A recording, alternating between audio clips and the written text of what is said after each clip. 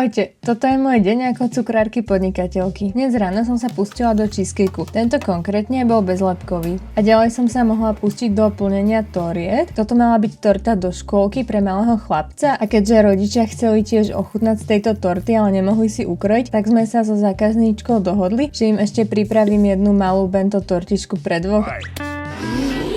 Potom som sa pustila do plnenia toriet. Tuto som plnila pistaciovú tortu s malinami. Za každým, keď niečo spravím, tak si takto vyškrtnem slavnostne zo svojho zoznamu úloh, že je to hotové. Toto bola zase čokoládová torta s malinami. Bežne ju robím s brownie korpusom, ale táto zákazníčka chcela nejaký ľahší, nadýchanejší korpus. Táto bola tiež špeciálna, bol to brownie korpus s kokosovou plnkou. Ďalej tu vidíte oreškovú tortu so slaným karamelom. No a takto už vyzerali všetky naplnené torty. Tuto vidíte ešte spomínanú škôlkarskú tortu a potom už som si mohla iba upratať a ísť domov. Čaute.